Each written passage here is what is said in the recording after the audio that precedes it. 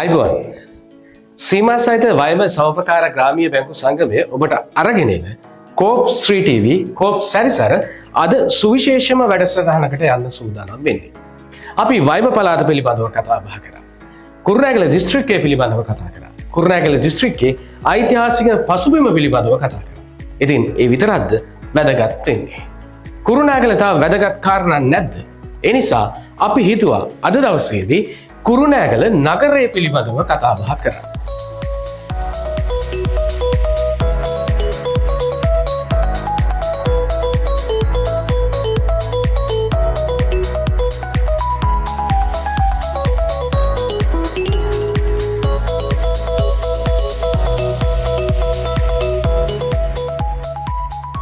මුහුදු මට්ටමේ ඉඳලා ගත්තොත් මීටර 116ක් ඉහළින් තමයි කුරුණෑගල නගරේ පිහිටලා තියෙන්නේ.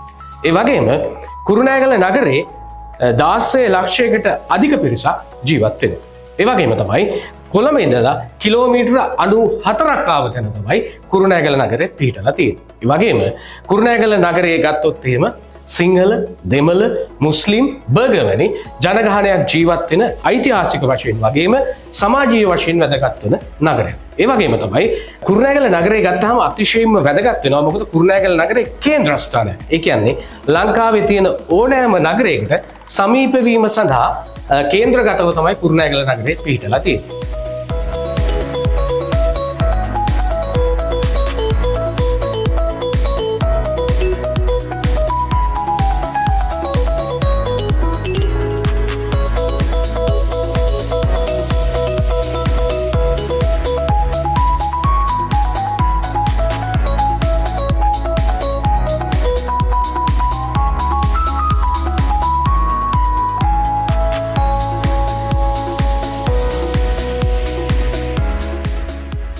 කුරුණෑගල නගරේ ගත්තොත් එහෙම අපිට පුළුවන්කම තියෙනවා කුෂි භෝග වශයෙන් අපනයනය කිරීම සඳහා තේ, පොල්, රබර් වැනි ගොවිතැන් ක්‍රමත් අපට දකින්න පුළුවන්කම තියෙනවා. ඒ විතරක් නෙමෙයි ඉතිහාසයේ ගත්තොත් දෙවන බෝනක බාහු රජතුමා තමයි ඒ පාලන සමයේදී කුරුණෑගල අගනගරයේ විදිහට තෝරාගෙන තියෙන්නේ. මෙවැනි ඓතිහාසික වැදගත්කමක් වගේම සමාජික වශයෙන් වැදගත් වන හරි සුන්දර අපූර්ව නගරයක් කුරුණෑගල. ඒ නිසා අපි කුරුණෑගල ගැන කතා කරලා කුරුණෑගල නගරයත් එක්ක කොහොමද සමූපකාර ව්‍යාපාරේ කේන්ද්‍රගත වෙලා තියෙන්නේ කියලා අපි අද කතා බහ කරන්න හදන්නේ. අපිට සාමාන්‍යයෙන් සමූපකාර ව්‍යාපාරය ගැන කිව්වහම මතක් වෙන්නේ ග්‍රාමීය බැංකුව, එහෙම නැත්නම් කෝප් සිටි එවැනි ව්‍යාපාරික අංශ පිළිබඳව අපිට මතක් වෙන්නේ. හැබැයි එතනින් ඔබට ගිහිල්ලා කුරුණෑගල නගරයත් එක්ක කේන්ද්‍රගත වුණු සමූපකාර ව්‍යාපාරේ සුවිශේෂ ව්‍යාපාර කටයුත්තක් තියෙනවා. අපි ඒ පිළිබඳව තමයි අද දවසේ කතා කරන්න බලාපොරොත්තු වෙන්නේ.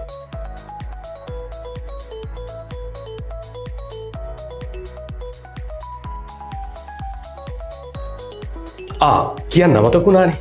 අපි ඉන්නේ කුරුණෑගල නගරේ. කුරුණෑගල නගරේ සුවිශේෂ සංකේතයක් විදිහට අපි කතා බහ කරනවා කුරුණෑගල ඔරලෝසු කනුව ගැන. මේ කුරුණෑගල ඔරලෝසු කනුව නිර්මාණය වෙන 1922 දී ඒ ලෝක යුද්ධයේදී මිය ගියපු රණවිරුවන් සිහි කිරීම සඳහා පළවෙනි ලෝක යුද්ධයේ මිය ගියපු රණවිරුවෝ 11 දෙනෙකුගේ නම් මෙම ඔරලෝසු කනුවේ සටහන් කරලා තියෙනවා. ඒකෙන් 3 දෙනෙක් ශ්‍රී ලාංකිකයන්. ඒ වගේම දෙවන ලෝක යුද්ධයේදී මිය ගියපු රණවිරුවන් 7 දෙනෙකුගේ නම් මෙහි සටහන් කරලා තියෙනවා. මෙවැනි ස්මාරකයක් අපිට කොළඹදී දැක බලා ගන්න පුළුවන්කම තියෙනවා. හැබැයි ඊට කලින් ඉදි කරපු ස්මාරකයක් විදිහට තමයි ඔරලෝසු කනුව හඳුන්වලා තියලා තියෙන්නේ. ඒ වගේමයි මෙහි පඩි 33ක් තියෙනවා. ඒකෙන් පඩි 4ක් කොන්ක්‍රීට් වලින් සහ පඩි 29ක් ලී වලින් නිර්මාණය කරලා තියෙන්නේ. දැනට සංරක්ෂණය කරලා තියෙනවා. දැක බලා ගැනීමට අපහසුයි. ඒ නිසා තමයි අපි මේ තොරතුරු අපි ඔබට ගෙනත් තියෙන්නේ. ඒ වගේම කුරුණෑගල සංකේතයක් විදිහට පාවිච්චි කරපු මෙම ඔරලෝසු කනුව ඉතිහාසයේ ඉඳලා අද වෙනකම් කුරුණෑගල නගරයට අනන්‍යතාවයක් නිර්මාණය කරලා තියෙනවා.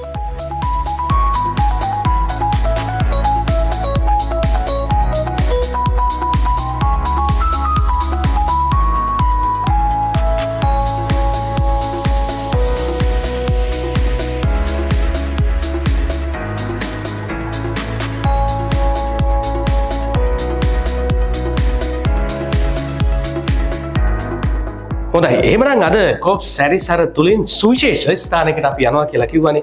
සීමා සහිත වයඹ සමපකාර ග්‍රාමීය බැංකු සංගමයේ කෝප්ස් 3 TV ආරම්භ කරන්නේ වයඹ පළාතේ සමපකාර ව්‍යාපාරය පිළිබඳව කතා බහ කරන්න. බැංකු සංගමයේ පිහිටලා තියෙන්නේ කුරුණෑගල නගරයමයි. ඒ වගේම කුරුණෑගල නගරයේ තියෙන සවපකාර ව්‍යාපාර අතර මුළු ලංකාවටම විශේෂ සවපකාරය සඳහා අනන්‍යතාවයක් නිර්මාණය කරපු ව්‍යාපාරික වශයෙන් අතිශයින්ම සාර්ථකුණු ව්‍යාපාරයක් තමයි කුරුණෑගල සමූපකාර රෝහල. එනිසා අපි අද කෝප් සැරිසර තුළින් කතා කරමු කුරුණෑගල සමූපකාර රෝහල පිළිබඳව. අපි යමු කුරුණෑගල සමූපකාර රෝහල නරඹන්න. ඔබ සීනමවන රාජකීය මංගල උත්සවයකට රොමෑන්ස් පැරඩයිස් වායු සමනය කළ අති නවීන උත්සව ශාලාව ප්‍රණීතාහාර පාන කාර්යක්ෂම සහ සුවදශීලී සේවය නොවිලේ සේවාවන් රැසක් සමගින් මංගල උත්සව ප්‍රිය සම්භාෂණ ඇතුළුව ඕනෑම උත්සව අවස්ථාවක් ඉතා උසස් තත්වයෙන් සහනදායී මිල ගණන් යටතේ පැවැත්වීම සඳහා විමසන්න 03.26.26.192 0.7.1.855.617. කුරුණෑගල සම්ප්‍රදාය රෝහල ආරම්භ වෙන්නේ 1951 වසරේ දිවංගත UB වන්නායක මැතිතුමා කුරුණෑගල මලියදේව විද්‍යාලයේ විදුහල්පතිවරයා හැටියට ඉන්න කාලේ ඒ වගේම මලියදේව විද්‍යාලයේ නියෝජ්‍ය විදුහල්පති හැටියට හිටියා ES බාලසූරිය කියලා මහත්තයෙක්. මේ මහත්තයා බාලසූරිය මහත්තයාගේ යෝජනාවක් අනුව UB වන්නායක මැතිතුමා එතුමගේ පුද්ගලික දේපලක් මේ භූමි භාගයේ අක්කර දැනට 3ක් විතර තියෙනවා. එතුමගේ පුද්ගලික දේපල අක්කර 1.5ක් විතර භූමි භාගයේ කුරුණෑගල සම්ප්‍රදාය රෝහල ආරම්භ වෙනවා. එදා සිට මේ දක්වා ආපු ගමනේ විශාල ගැටලු සහගත තැන් ඇතුව මේ තත්ත්වයට පත් වෙලා තියෙන්නේ. 51 ඉඳලා මේ වෙනකොට මම හිතන්නේ සභාපතිවරු 16 දෙනෙක් 17 දෙනෙක් වගේ ඉඳලා තියෙනවා. ඒ වෙනකොට මේක වලව්වක් හැටියට තමයි තිබිලා තියෙන්නේ ජයසුන්දර වලව්ව කියලා. මේ වලව්වේ තමයි රෝහල ආරම්භ කරලා තියෙන්නේ. ඉතින් මේකෙදී ඒ අවස්ථාවේදී සාමාන්‍ය බාහිර රෝගී අංශයක් සහ ෆාමසියක් සහ සාමාන්‍ය මට්ටමින් තමයි ආරම්භ වෙලා තියෙන්නේ. ඉතින් ඒ ආපු ගමන දීර්ඝ ගමනක් හැටියට මේ වෙනකොට සියලුම රෝහලකට අවශ්‍ය පසුබිම සැකසී තියෙනවා.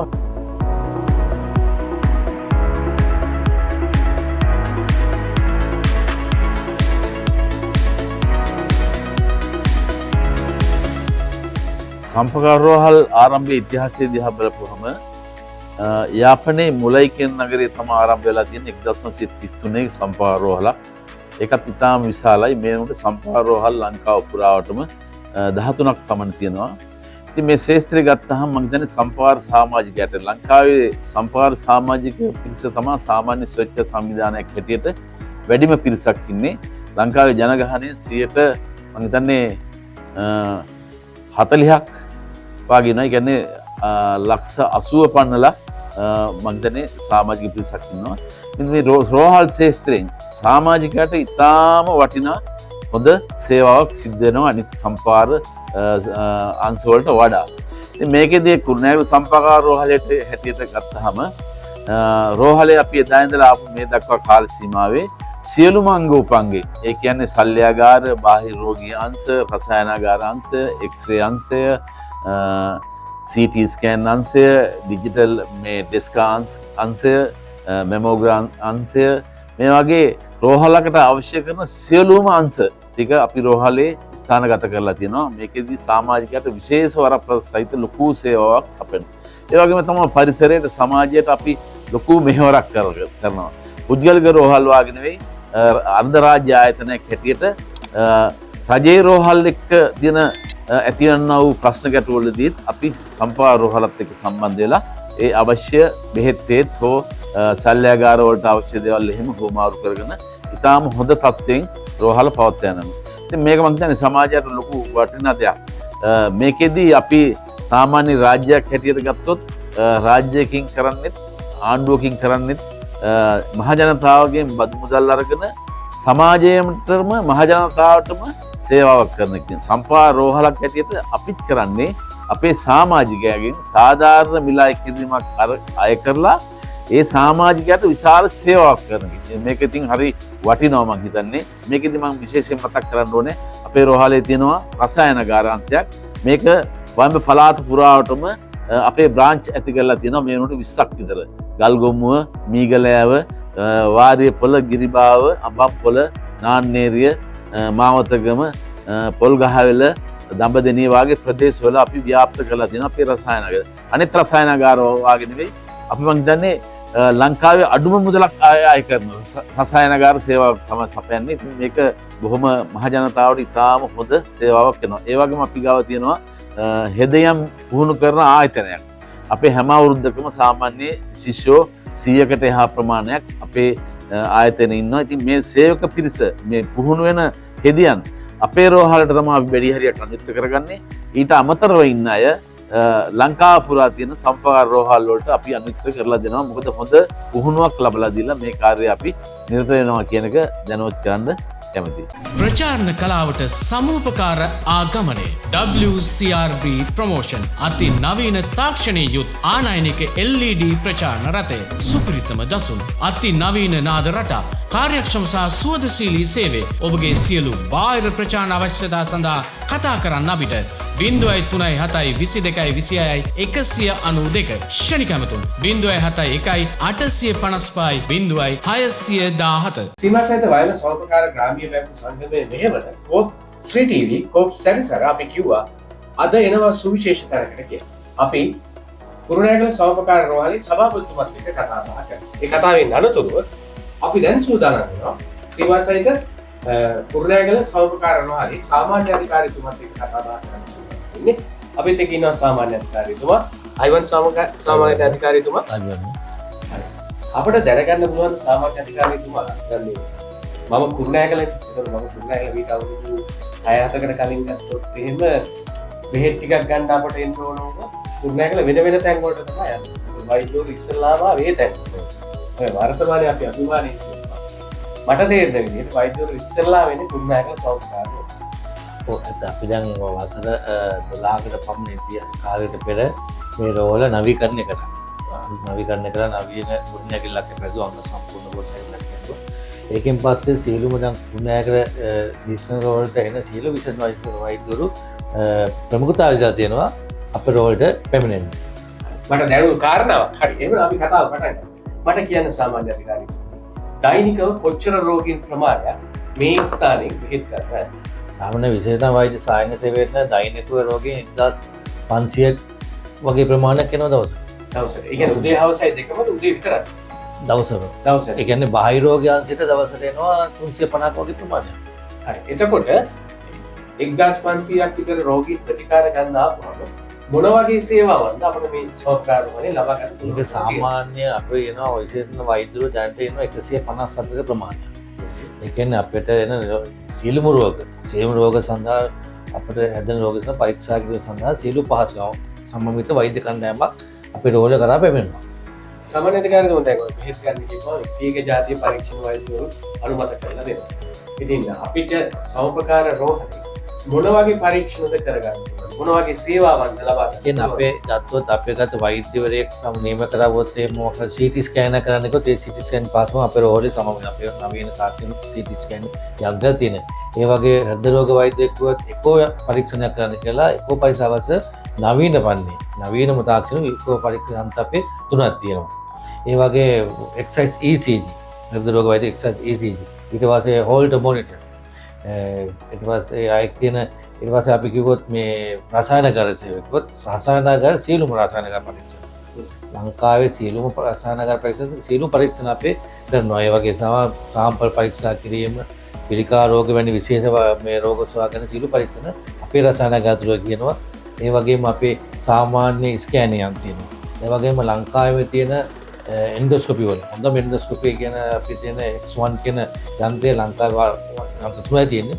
ඒක අපේ රෝහල සම්පූර්ණ දේශනා ඒක මිලියන 650ක් විතර එනවා. ඒ වගේ උදාහරණ දෙකට අපේ මැද්ද කියලා දැන් මාස 6කට කාලෙක නාවේ. ඒකෙන් ලංකාවේ මේ ප්‍රදේශෙම තියෙන එන්ඩෝස්කෝපි වලට ගයිඩ් අපේ රෝහල තප්පරතාව රෝගීන් යොමු කිරීම කරන්නේ. අපිට හරි ආඩම්බරයක් මොකද සෞඛ්‍යකාර ව්‍යාපාරයේ තුල තියෙන මම හිතන්නේ රෝහල් 13ක් පමණ තියෙනවා කියලා සභාපතිතුමා කිව්වා. ඒකෙනුත් මම හිතන්නේ අති සාර්ථක විශාල ප්‍රමාණයේ තියෙන රෝහල් කුරුණෑගල සෞඛ්‍යකාර. අපිට කියන්නේ මේ සේවකේ කොච්චර විතර ප්‍රමාණයක් ඉන්නවද සමාජික කොච්චර විතර ප්‍රමාණයක් ඉන්නවද? දැන් අපි සේවකයෝ ඉන්නවා 525. සේවකයෝ 525ක් ඉන්නවා. සමාජික දරලා ඉන්නවා සමාජිකයෝ 10850ක් වගේ ප්‍රමාණයක් සමාජිකලා තියෙන. ඒ යැපෙන්නොත් එක් ගත්තේ 85,000 සමාජික තත්ත්වයක් අපේ සියලුම මේ අපේ රෝලේ සමාජික දලා තියෙනවා. ආයතනයේ ප්‍රධානී ඔබතුමාගේ එතකොට සාමාන්‍ය අධිකාරිතුමා විදිහට අපිට දැනගන්න පුළුවන් සේවකයන්ට සුබ සාධන වශයෙන් මොනවද ලබා දෙන සේවාවන් ඒ වගේම සමාජික සේවකයන්ට දුන්නොත් අපි සේවකයන්ට දෙන වාර්ෂිකව අපි දෙන නිල ඇඳුම් දෙනවා. ඒ වගේ ප්‍රසාද දීම ලබා දෙනවා. ඊට පස්සේ විනෝද චාරිකාවක් එක්ක යනවා. ඊට සේවකයන්ට වාසගසටක් අපි තියෙනවා වෛද්‍ය සායනයක් සේවක නොමිලේ තියෙනවා. ඒ වගේම තමයි ඒ කට්ටිය විශේෂ ටීම් එකක විශේෂ උත්සව සඳහා සේවකයන් අවශ්‍ය ණය පාස් ගන්න මූල්‍ය පොලි රහිත ණය පාස් ලබා දීම අපි වෙන සුබ සාධන වැඩසටහනක් ක්‍රියාත්මක කරනවා. රක්ෂණ ක්‍රමයක් ක්‍රියාත්මක කරනවා. සේවකයන් සඳහා රක්ෂණ ඔව් සමිතියම ක්‍රියාත්මක රක්ෂණ ක්‍රමයක් සේවකයන්ට ලබා දෙනවා. ඒ වගේ සමාජිකයන්ට මේ සමාජය ලැබුවොත් සාමාජික මේ නේවාසික ප්‍රතිකාර ලබා ගෙන කාමර දාස්තුචීට 40% ප්‍රසාද දෙනවා. ඖෂධ වලින් 15% වට්ටමක් දෙනවා. මේ රසායනගාර සේවයෙන් 10%ක් දෙනවා. ඒ වගේ බාහිර රෝගී ප්‍රතිකාරගත පාම්ෂේ බෙහෙත් ගන්නව දෛනිකව බෙහෙත් ගන්නවත් ඒ සඳහා අපි 5%ක වට්ටමක් අපි ලබා දෙනවා. සමාජික ඒ වගේ සමාජිකයන්ට වසස සමාජය යැපෙන්න සියලු දෙනාටම නොමිලේ වෛද්‍ය සායනයක් අපි විසින් පවත්වනවා. ඔව් එතකොට දැන් අපි ඔය කතා කරේ ආයතනයේ තුල සහ සමාජිකයන්ට ලැබෙන දේවල්. ඊට අමතරව දැන් වයිම් පළාතේ කීර්තිමත් සෝපකාර ආයතනයක් විදිහට පොදුවේ මහ ජනතාවට මොන වගේ සත්කාරක සේවාවන්ද ඔබ ආයතනයේ සිද්ධ කරනවා? ඔව් අපි දෙනවා අපේ තියෙනවා ගත්තොත් අපිට ගිලන්වත් සේවය තියෙනවා. ගිලන්වත් සේවයේදී අපි දෙනවා ඉතාම අඩු මිලකට අපි තියෙන රෝගීන් අපි ඕන ස්ථානයක ලංකාවේ ඕනෑම ස්ථානයකට රෝගීන් ගෙන යාමේ කාර්යය පැය 20ක් තුන අපි ඒ සේවාව ලබා දෙනවා. ඒ වගේ තමයි අපි ජංගම රෝගී සත්කාර සේවය දෙනවා. අපි රෝගියෙක් ගිලන්වත්ව ගෙදරක ඉන්නවා නම් මේ ලැබෙන බේත් ගන්න බැන්න ඇඳේ ගෙදර ඉන්නවා නම් ඒ ගෙදරට ගොස් ප්‍රතිකාර කිරීමේ සේවාවක් අපි කරනවා. ඒ වගේ තමයි මේ ප්‍රතිදේ සියලුම තියෙන ක්‍රීඩා උත්සව විශේෂ වෙන වැඩසටහන්. ඒ සඳහා අපේ ජංගම වෛද්‍ය සේවයක් ප්‍රථමාදාන සේවයක් අපි විසින් සිදු කරන ලබනවා. හොඳයි. එතකොට අපිට දැනගන්න පුළුවන් දැන් ඕනෑම ආයතනයක වර්තමාන තත්ත්වය සහ අනාගතයේ යම් සාර්ථක ඉලක්ක සපුරා ගැනීමට තියෙන අපේක්ෂාවන් තියෙනවානේ. සෞඛ්‍යකාර රෝහලේ මොනවද බලාපොරොත්තු වෙන්නේ? අනාගතයේ අපි දැන් නවරවල් ගොඩනැගිලි දැන් අපි කාමර 115ක් සම්මිත කාමරයක් අපි හදලා දෙනවා. ඒ වගේ ලබන වසර වෙනකොට අපි අංග සම්පූර්ණ සල්ලාගාර නවීන වන සල්ලාගාර 3ක් අපි නිර්මාණය කළා. අපි බලාපොරොත්තු හදවත් සත්කම් සිදු කිරීම ලබන වසර අවසානයේදී අපි සල්ලාගාරයක් සකස් කිරීමට බලාපොරොත්තු වෙනවා. ඒ වගේ තමයි අපි දැඩි සත්කාරය කියා. මේ කුරුණෑගල ප්‍රදේශ වයම් පළාතේ කොහෙවත් රෝග කුජ්‍ය රෝග දැඩි සත්කාරය එක නැහැ. අපි දැඩි සත්කාරය එක වෙරක් දැන් අපේ ඔක්කොම ගොඩනැගිලි සම වැඩ කරතු කරගෙන යනවා මේනොත්. එතකොට අර මේ කාලයක් තිස්සේ ඔය මේ විශේෂ උපකරණයක් මැෂින් එකක් මිලදී ගන්න බලාපොරොත්තු වෙනවා. ඒකේ තත්ත්වය මොකද? MR යන්ත්‍රයට අපිට ඒකත් දැවසේ මේ ලොකු මුදලක් අපේ වැය වෙනවා කියලා තිබ්බත් දැන් අපි ඒකේ වෙලා තියෙන දැන් අපි ඒකේ 150ක මුදලක් අපි දැන් හොයාගෙන තියෙනවා. අපි මේ ලබන අවුරුද්දේ මැදවැද වගේ වෙනකොට 26 වසරේ ජූනි වගේ අගභාග වෙනකොට අපි යන්ත්‍රය මෙහෙට ස්ථාපිත කිරීම තමයි දැන් කන්ස්ට්‍රක්ෂන් කරලා තියෙන්නේ අපි. ඒක රෝහලක් විදිහට ලබා ගන්න ළඟා කර ගන්න පුළුවන් සුවිශේෂ කාරණාවක්. ඔව් ඇත්තටම මේ ප්‍රදේශ කොහෙවත් මම හිතන්නේ රජයේ රෝහලවත් MRI කියන අන්තය නැහැ. රෝගීන්ට ලොකු සේවාවක් වෙනවා මම හිතන්නේ ඒක අපේ ගෙනාවොත්. රින්කෝ දිහා ඉඳලා ජනතාවට රෝගීන්ට ප්‍රතිකාර දෙනවා ඒක සුවිශේෂ කාරණාවක්. යාප්නි පැත්තේ මේ කොහෙවත්ම නැහැ. හොඳයි. එහෙනම් අදට අපි කතා බහ නිමා කරන්න සූදානම් වෙන්නේ. අපි අද දවසේදී කතා කරේ කුරුණෑගල සෞඛ්‍යකාර රෝහල පිළිබඳව. ඉතින් අපි ඔබට ආරාධනය කරනවා සෞඛ්‍යකාර ව්‍යාපාරය තුළ තිබෙන අති සාර්ථක සෞඛ්‍යකාර රෝහලක් කුරුණෑගල සෞඛ්‍යකාර රෝහල කියන්නේ නිසා වැඩසටහන නරඹන්න. ඒ වගේම අපේ නාලිකාව සබ්ස්ක්‍රයිබ් කරන්න. ඒ වගේම විශේෂම මතක් කරනවා කමෙන්ට් එකක් ලබා දෙන්න කියලා සාමාන්‍ය අධිකාරිතුමනි කතා බහට එකතු වෙන්න පිළිබඳව ස්තුතියි. අයබෝවන්. වෘත්තිය කුමක්වත් තරාතිරම කුමක්වත් ඔබගේ ජීවිතයේ සියලු සීන සැබෑ කර දෙන්න අප සූදානම්. අඩුම පොලිය සමග ඉක්මනින්ම ණයක් ගන්න. පුද්ගල ඇප මත ලක්ෂ 5ක්, දේපල ඇප මත ලක්ෂ 100ක්. ඔබ ව්‍යාපාරිකයෙක් නම් චල බැඳුම් කර යටතේ රුපියල් ලක්ෂ 100ක ණයක් ඉතාමත්ම කෙටි කාලයකින් ලබා ගන්න. ඔබගේ ඉතිරි කිරීමේ හැකියාව අනුව ඉතිරුම් ක්‍රම රැසක් අප අලුතෙන්ම හඳුන්වා දෙන විශේෂ ඉතිරි කිරීමේ ගිණුම. ඉතුරුම් ගිණුමටත් සාමාන්‍ය ඉතුරුම් පොලියමෙන් දෙතුන් ගුණයක පොලිය අපෙන්. ගිණුමේ පවතින ශේෂයට දෛනික ස්ථාවර තැන්පතු පොලිය අපෙන්. වැඩි විස්තර සඳහා විමසන්න 0337313942 ෂණික ඇමතුම් 071855 0616